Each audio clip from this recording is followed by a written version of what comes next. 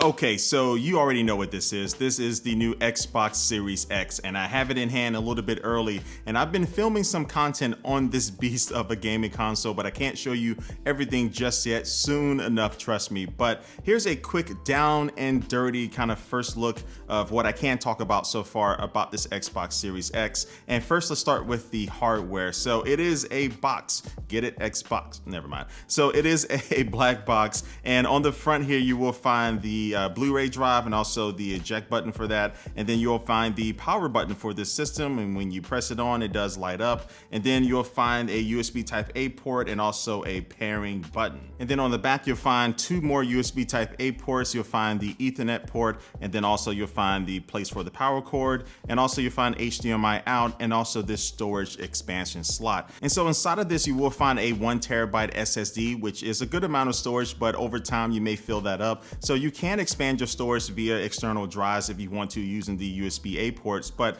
you can also pick up this expandable drive here from Seagate, which will give you another terabyte of very fast storage, and it slots in just like so right there, and then now boom, you're ready to go, and you can move some of your files and games over to it as you please. Now, as you can see, this thing does pick up some fingerprints, but on one of the sides you will find 4 rubber feet here, and this is where you want to place the Xbox down on your TV stand if you do want to lay it down flat like this. And so yeah, just from a design standpoint, I like the way this looks. And look, I do like the way the PS5 looks, but that definitely looks a lot more futuristic, and that's definitely trying to kind of stand out and say, hey, look at me on your TV stand, where this is definitely going to blend in well with most other things on your TV stand that may be, you know, black boxes as well. But so, you know, for the most part, I think this looks really good sitting up next to my TV. All right, so enough about the looks. Let's talk about some things that you can do with this Series X. So because of the very fast SSD, you have a couple of main things that really stand out. And the first thing is going to be quick resume. So this allows you to be playing a game, and then you can switch over to another game that you might already have loaded up, and it doesn't take that long at all. You don't have to go through the entire setup or boot up process for that game.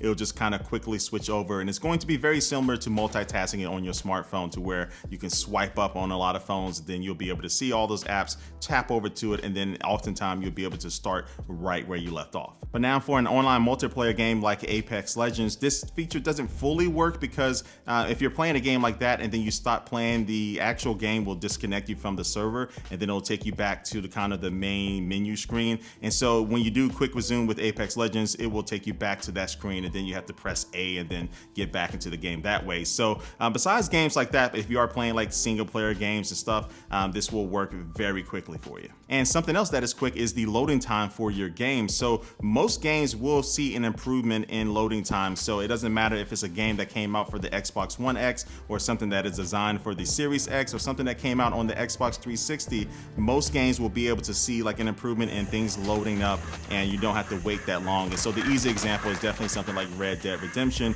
which has a very, very long initial loading process, but then once you get in the game, you don't really have to worry about loading times that much. But with this Xbox Series X, I mean, it got me into the game very, very fast, and that is something that just really reminds me of my gaming PC, just really not having to wait that long in order to start gaming. And so I just briefly mentioned backwards compatibility, but Microsoft is killing it with this new Xbox, because this will be able to play most games that have come out previously for other Xbox consoles. So not every single game, I do want to be clear on that, but a lot of them. And so yeah, that's just really a big thing, because at launch, you're not going to have like 100 games that are designed for the Series X, but because you have those other games and that replayability with those games that you are playing right now, maybe on your Xbox One X, that really just makes so you still have something to play, even if you do go through all of the launch games, which I think I am because I'm excited, but you still have a lot more stuff that you still have access to, and that's a good thing. And now let's take a look at the new controller real quick. So I know at first glance this does look very similar to the previous controllers, but there are some differences here. So one thing you will notice right here in the middle is a dedicated share button. So if you are taking screenshots or screen recordings, you can quickly press this button to be able to share it. And then also too, the directional pad is now 8-way instead of just 4-way. So between each of the direction corners here, you have like a little webbing there. And then you will find a USB-C port on this controller, and that could be used for charging. And then also too, you do have AA batteries that you'll need to place inside of here. So no built-in rechargeable battery. You still have AA's, but I just typically throw some rechargeable batteries in there. And then also too, as far as the texture and feel of this controller, on the grips and also to the triggers, you will find kind of like micro beads. So it definitely provides a kind of like, not like really sandpaper, but something that just gives you a better grip and hold onto the controller, especially if you start sweating through very intense games like I do.